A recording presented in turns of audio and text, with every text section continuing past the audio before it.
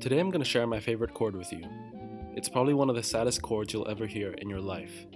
Here it is. Okay, so that does just seem like a normal minor chord, and it is, but that's just because I didn't give it context. My favorite chord is the minor 4 chord. Here are a few examples of it by the Beatles. I'll take my chances for romances, so important. Says I remember all my life, though some have changed. Take these broken wings and learn to fly all your life. You were only waiting for this moment to rise. The Beatles, specifically Paul McCartney, used it a lot. As stated in his biography, Paul McCartney called going from C and F to F minor the normal thing to do. The Beatles didn't invent this chord, they probably took it from a genre called doo-wop. Anyway, the chord didn't stop at the Beatles. It even pops up in our 21st century.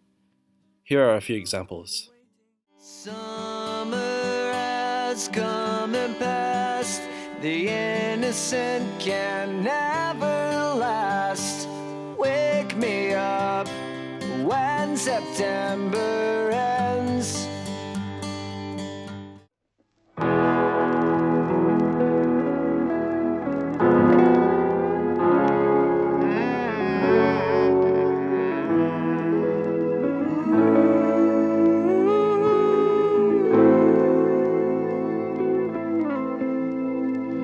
It's been a long don't believe us. No matter what we say, it's true. It's true. Don't believe us. So what exactly is this chord and how do we explain it?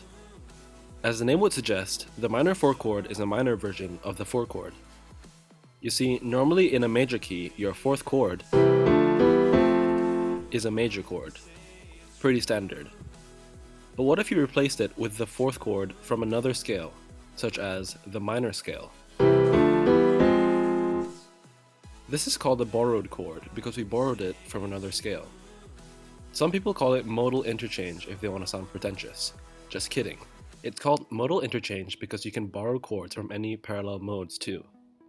These borrowed chords are not very common, so they really catch your ear every time you hear them because they sound so out of place. They're used to bring color into your chord progressions. Okay, so now to explain it. The minor 4 chord is sometimes called a minor subdominant, or a minor plagal cadence, if it's going back to the 1 chord. As Jacob Collier describes it. So it's like F minor 6, yeah, D half diminished, F minor 6. But that is like, we all know that sound, like F minor 6 to C major. That's like, like a minor plagal cadence. Did you hear what he said? He called it an F minor 6. That's just a normal F minor triad with a 6 added to it. This is one of the most common forms of this chord. It can also come in an inversion, where the 6 becomes the first note. This now becomes a minor 7 flat 5 chord, or a half diminished 7th chord. And it's also very common in Christmas music somehow. And here's the special chord. Underneath the Christmas tree. I know it sounds complicated, but it really is just the same chord with the notes in a different order. Now, as a half diminished chord, you could say that this is a borrowed 2 chord from the minor scale. But I prefer to think of it as a sibling to the minor 4 chord, because it essentially is just an inversion. It doesn't sound nice because of the half diminishedness of it. It sounds like it does because of the flat 6, this note right here. This oddball of a note is doing all of the color work and is what makes this chord so heartbreaking. So why does this chord exist? Well, there have been many theories as to why it works. The one I like best is negative harmony.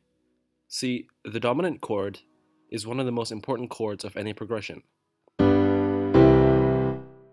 It has the most tension and really wants to resolve to the tonic, especially if it's a dominant 7th chord.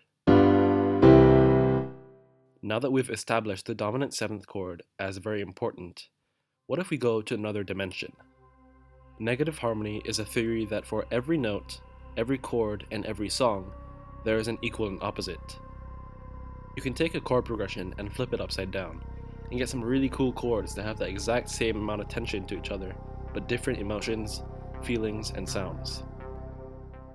Somebody once told me the world is gonna roll me. I ain't the sharpest tool in the shed.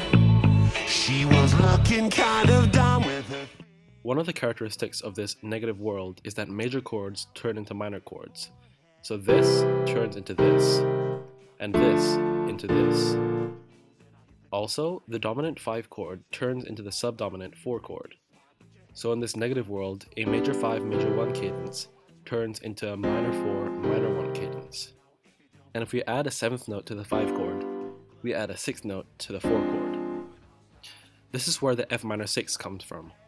I'm barely touching this theory, so if you want to learn more about negative harmony, I really suggest reading A Theory of Harmony by Ernst Levy, or if you're too lazy to read 100 pages, watch Marco Fiorini's videos on it. He's one of the only people on YouTube that gets it right. So we covered why it exists. Now we have to ask ourselves, how do we use this chord? Well, it can be used to substitute the major 4 chord in any context. Just don't overuse it. Personally, I think the chord gets more emotionally powerful when it's held longer. When it's just used as a short passing chord, your brain doesn't really get the chance to hear the beauty in it. Now that you've learned about the minor 4 chord, I really hope you notice it the next time you hear it. I hope you appreciate its melancholy and sadness. I hope when you hear it, it takes you to another dimension. I hope that when you hear it, you feel the same way that I do.